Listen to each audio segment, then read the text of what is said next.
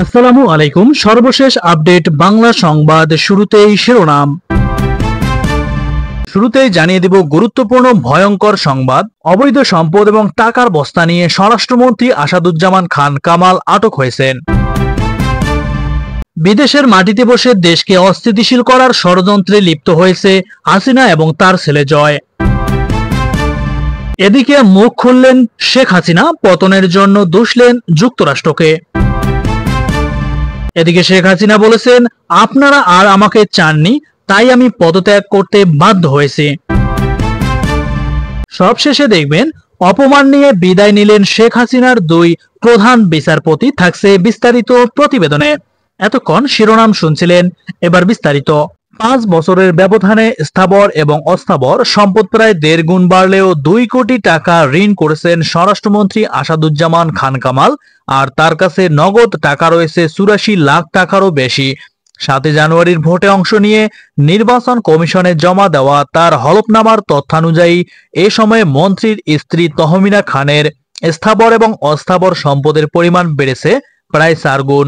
হলফনামা অনুযায়ী আর্থিক দায় হিসেবে ঋণ বাবদ 2 কোটি টাকা রয়েছে স্বরাষ্ট্রমন্ত্রীর। অন্যদিকে 84,83,000 টাকা নগদ টাকার বাইরে ব্যাংক এবং আর্থিক প্রতিষ্ঠান, শেয়ার এবং সঞ্চয়পত্রে মোট বিনিয়োগ রয়েছে 3 কোটি টাকারও বেশি।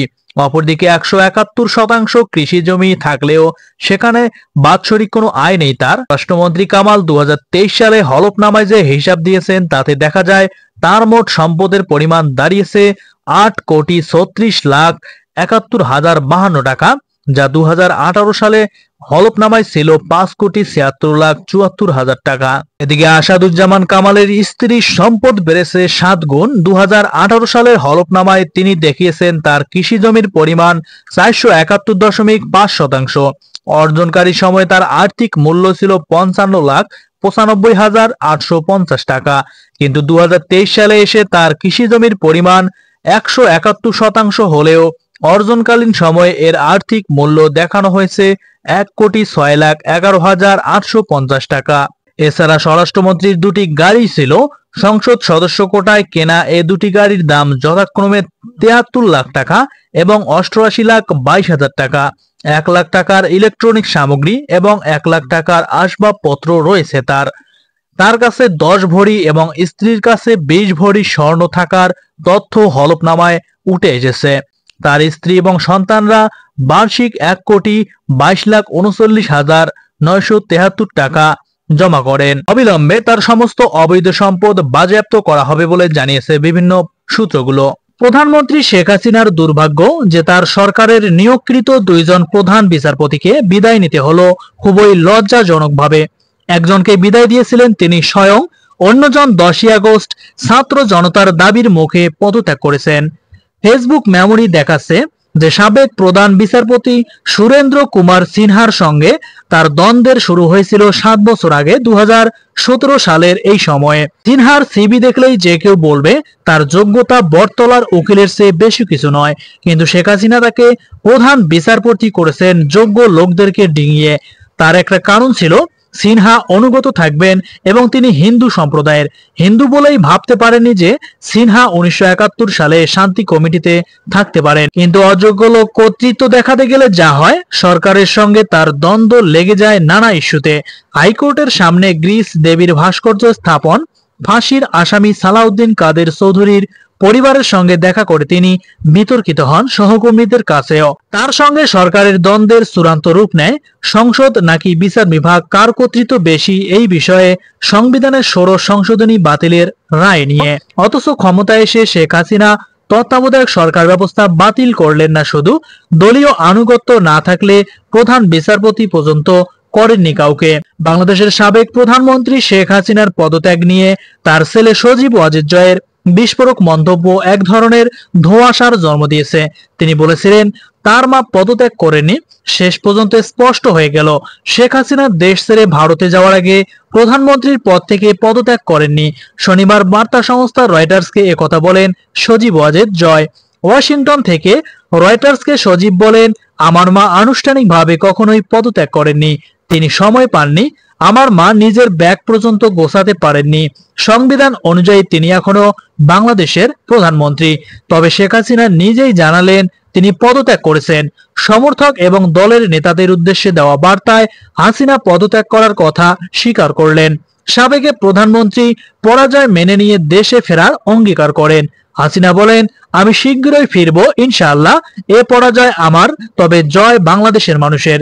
তিনি বলেন, আমি নিজেকে সরিয়ে নিয়েছি, আপনারা সহযোগিতা করেছিলেন বলে আমি ছিলাম, আপনারা ছিলেন আমার শক্তি, আপনারা আমাকে আর চাননি, তাই আমি সরে এসেছি, পদত্যাগ করেছি। আমার যারা কর্মী রয়েছেন কেউ মনোবল হারাবেন না, আওয়ামী লীগ বারবার ঘুরে দাঁড়িয়েছে। সাবেক প্রধানমন্ত্রী তার কথা বিকৃত করার অভিযোগও তুলেছেন। বার্তায় তিনি বলেন, আমি তরুণ শিক্ষার্থীদের আবারও বলতে চাই, আমি তোমাদের রাজাকার বলিনি, আমার কথা বিকৃত করা হয়েছে। তোমাদের বিপদের সুযোগ নিয়েছে একটি মহল। এদিকে হাসিনার অভিযোগ, যুক্তরাষ্ট্রের মতো বিদেশি শক্তি তাকে ক্ষমতাচ্যুত করার পেছনে রয়েছে। বার্তায় তিনি বলেন, আমেরিকাকে সেন্ট মার্টিন ও বঙ্গোপসাগর দিয়ে দিলে আমি ক্ষমতায় থাকতে পারতাম। বার্তাটি ভারতীয় গণমাধ্যম দ্য প্রিন্টে পেয়ে গেছেন। বিএনপির আন্তর্জাতিক বিষয়ক কমিটির সদস্য ইঞ্জিনিয়ার ইশরাক হোসেন বলেছেন, ছাত্র জনতার ঐতিহাসিক বিজয়কে ব্যর্থ করতে বিদেশ পালিয়ে যাওয়া শেখ হাসিনা ও তার ছেলে বিদেশে বসে দেশকে অস্থিতিশীল করার ষড়যন্ত্র করছে। সেই সঙ্গে দেশে বসেও একটি বিশেষ মহল পরিকল্পিতভাবে এই ষড়যন্ত্রে লিপ্ত রয়েছে। রাষ্ট্রীয় সম্পদ এবং উপাসনালয়গুলোতেও হামলার অপচেষ্টা করে বিভিন্ন গুজব ছড়িয়ে রাজনৈতিক এবং ধর্মীয় অনুভূতিতে আঘাতের চেষ্টা করছে দুর্বৃত্তরা। তাদের রুখে দিতে হবে। শনিবার বিকেলে রাজধানীর পুরান ঢাকার ইসলাম বাজারের ব্যবসায়ী ও স্থানীয়দের সঙ্গে মত বিনিময় সভায় শেষে ইশরাক এসব কথা বলেন। ইশরাক বলেন, শেখ হাসিনার পতন হলেও তার দোসররা নানা রকম চক্রান্তে লিপ্ত হয়েছে। বিচ্ছিন্নভাবে ধর্মীয় উপাসনালয়গুলোতে নাশকতা সৃষ্টি করে সর্বসাধারণের গ্রহণযোগ্য এবং বাংলাদেশের সবচেয়ে জনপ্রিয় দল বিএনপিকে দায়ী করার ষড়যন্ত্র চলছে। জনগণকে সঙ্গে নিয়ে সব ধরনের নাশকতা প্রতিহত করতে বিএনপি সদা সদা প্রস্তুত রয়েছে। ইশরাক বলেন, দীর্ঘ 15 বছর এদেশের ছাত্র জনতার আন্দোলনের মাধ্যমে আমরা যে সফলতা পেয়েছি তার মর্যাদা আমাদেরকে ধরে রাখতে হবে। একটি সুষ্ঠু নির্বাচনের মাধ্যমে গণতান্ত্রিক সরকার প্রতিষ্ঠার জন্য সবাইকে ধৈর্য ধরতে হবে। দেশ রক্ষায় নিজেদের ত্যাগকে একটি আধুনিক ও উন্নত গণতান্ত্রিক সরকার গঠনে উৎসর্গ করতে হবে। বিএনপির প্রতি মানুষের প্রত্যাশা রয়েছে অনেক। জনগণের প্রত্যাশাকে সম্মান জানিয়ে নিজেদের লোভ হিংসা পরিত্যাগ করতে হবে।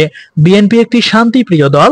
দেশের শান্তিপূর্ণ পরিবেশ ফিরিয়ে আনতে বিএনপি নেতাদের দায়িত্ব পালনের আহ্বান জানায়। সদ্য পলায়নকারী আওয়ামী লীগের সভানেত্রী শেখ হাসিনা বাংলাদেশ নিয়ে নতুন ষড়যন্ত্র করছে এমন দাবি করে জাতীয় গণতান্ত্রিক পার্টি জাগপা আন্তর্জাতিক বিষয়ক সম্পাদক